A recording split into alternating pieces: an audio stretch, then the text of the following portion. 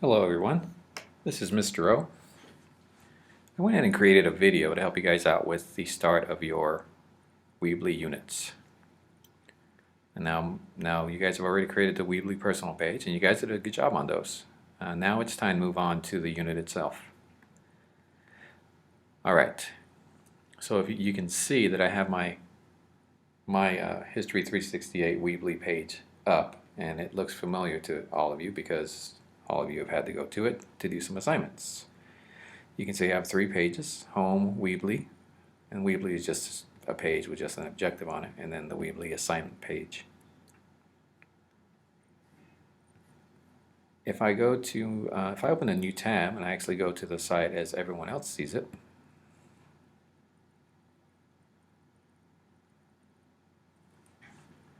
you can see that it has those same 3 pages. Now what I want you to do is keep in mind a few things. You have your tools up here, and anything that says Pro, like video, the only way you can use those is with the paid version, but you won't need a video for the purposes of this assignment. Also, I want you to keep in mind the tabs up at the top and the tabs at the left. You have the design tabs, of course. What I'm going to do is go to the Pages tabs. Now, going back to my live website, you can see I have 3 pages, but if you look at my pages, you can see I have a lot more than just 3. Now, the reason why you can't see any of the other pages on the live site is because they're all hidden from view. And this is really a nice tool. For instance, with this class as a teacher, it's a nice tool because then I can keep these pages from view from my students until I am ready for them to use the content. These pages have actually been here the entire time. I just had them turned off, but I need to turn them on in order to be able to see them in my elements. See, I still can only see the 3. So I'm going back to Pages. I'm going to click on the Holocaust lesson plan page, and I'm going to turn that one on. I'm also going to do that with the other Holocaust pages, and I'll focus on the present later on. Alright, so now you can see all the pages that I just turned on. Alright, let's go to the Oh, by the way, just because I turn them on doesn't mean that you can see them here. I can refresh the page and it's still the same thing. And the reason why is because I haven't published the changes yet. I can actually close this, come back later on, and continue to edit any of these pages, and people still won't be able to see them. You won't be able to see them until I publish. Going to the lesson plan page, and you'll be able to see this once I'm done. I'll turn this on. I'll actually publish these pages. You can see how I have it set up. I have a title. I went ahead and did a title tile, dragged it down, and then I put the name of the teacher and the grade level. I did a paragraph of title, dragged it down, and then I did the objective. I did the same thing with the essential questions, title and text, the New Mexico standards and benchmarks, and I did the same thing with the days of the week. Alright, if you go to the Holocaust page, you can see that I have a slideshow. It just has a definition of the Holocaust, and then there's 3 assignments there that I have for students to complete. You'll only have to do one of them. What I'm going to do is this. I created a document that has, and this is some of the stuff we're going to talk about here today, and then I'm going to do the blog. But these are some of the things I'm looking for. So I decided to go ahead and just create a page of things that I'm looking for. Alright, so let's go to Pages. I'm going to add a page. I'm going to call it Things I'm Looking For, and I'm going to save the settings, and there's my things I'm looking for. Alright, now to be consistent here, I think I'll go back and change that to all caps.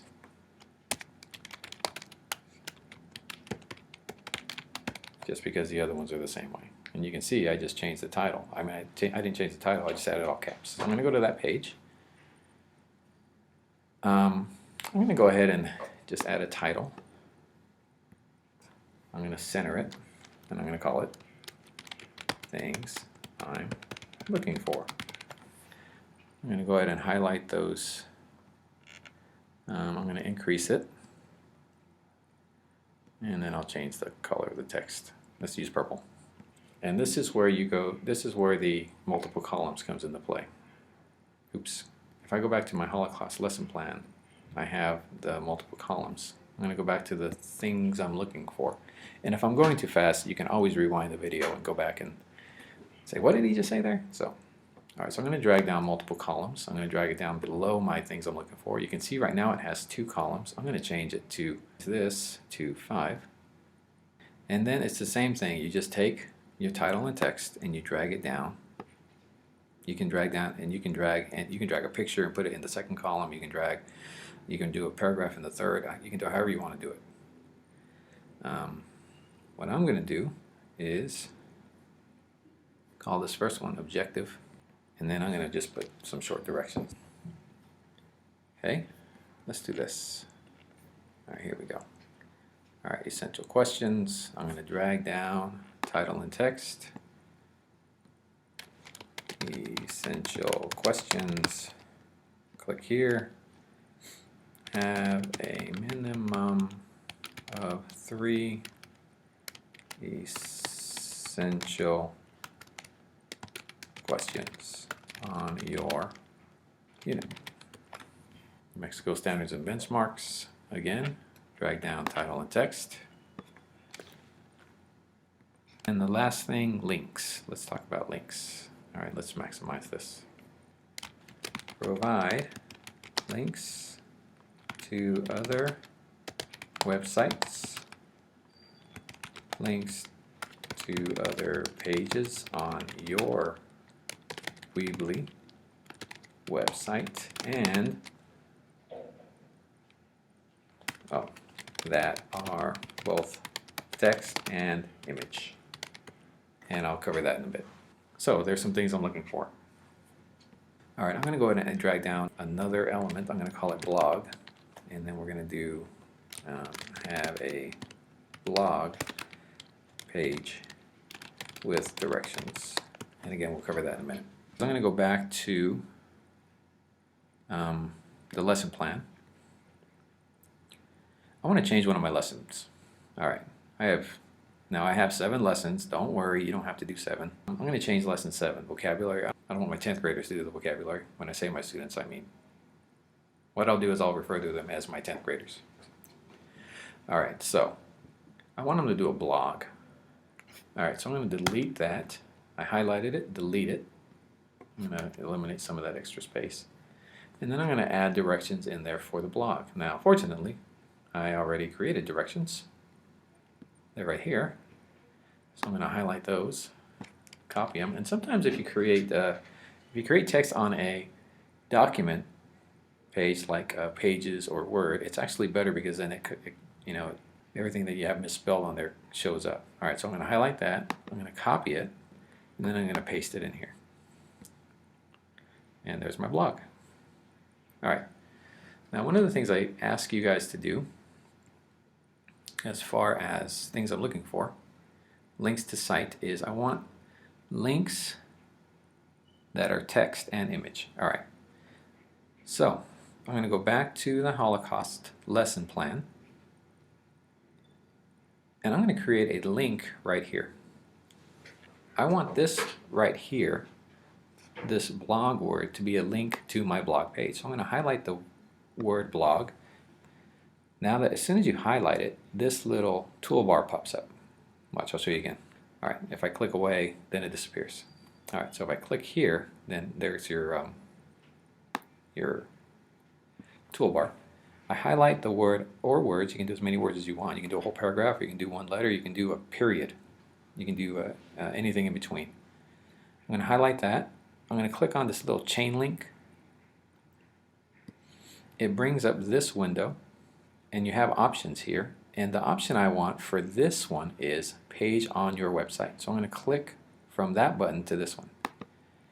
And then I'm going to do the drop down, and I want it to link to my blog page. Save, and now it's a link to my blog page once I publish it. A couple other things I want to do. Okay, I want to create. I want to make text a link. All right, so what I'm going to do is I'm going to go back. I'm going to go to Wednesdays. In my directions, I have 2 websites here, and I'm going to just do one for now, and I'll do the other one later. I just want to do one to show you. I have a website here, so I'm going to highlight that website because I want to get rid of that. I want to make text a link. All right, so I highlight the website. I want to make sure it still works. So when I highlight it, I'm going to copy it. I'm going to open a new tab, and then I'm going to paste that website, and then I'm going to hit enter, and there it is. It's still there. Now, the title of this website is The Teacher's Guide to the Holocaust. I'm going to go back to my Weebly. I'm going to call it A Teacher's Guide to the Holocaust. So I'm going to type in A Teacher's Guide to the Holocaust. I still have that link on my clipboard, so now I can highlight it. There's my toolbar. I'm going to click link. I'm going to paste that website in here. There it is. I'm going to, this is important, click open in a new window. Then I'm going to do save. And now that's a link. You can see there's a link there. All right. So now I'm going to go and I'm going to delete this. And that's what I'm talking about when I mean text to a link. So you have text to a link here. I did with a blog. That's linked to another page on my website. And I have text to a link here. All you do is you highlight the text, click on your link, and then paste it in the appropriate place. Let's go back to things I'm looking for. So an objective, you created objectives, so you should be able to do that. Same thing with essential questions. Find your standards and benchmarks. Those are on the New Mexico education website. And then your lessons. Now, the lessons, you need to go ahead and make sure that your directions are very specific. If you look at my directions, they're pretty specific. They tell, pretty much everything that I want the students to be able to do. In fact, the directions for my blog, if you go to the blog page, there again. Actually, let me turn that page on. There it is. I'm going to unhide it. I'm going to save those settings. I'm going to go to my blog page. I have the directions here, but I also have them in my lesson plan. The lesson plan really is more for the teacher than it is for the students. You're not going to give your students these lessons and say, here, go do this. You're going to give them the link, and then they're going to go to the link itself, and then they're just going to go by the directions you have listed, like I have directions here. So again, the lessons are more for the teacher and ultimately the principal, because they're the ones who check to make sure you're doing your lessons. So I want to publish it. So I'm going to publish. Now it's published. Now you should be able to see those pages. And if I want, I could click here and it'll take me to my website, but usually I just close it here.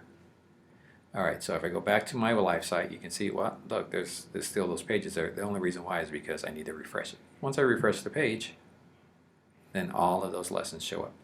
And let's go to that lesson plan. You can see that there's the link that I created, and there it is in the new tab. Here's the link to the blog, and it takes me to my blog page.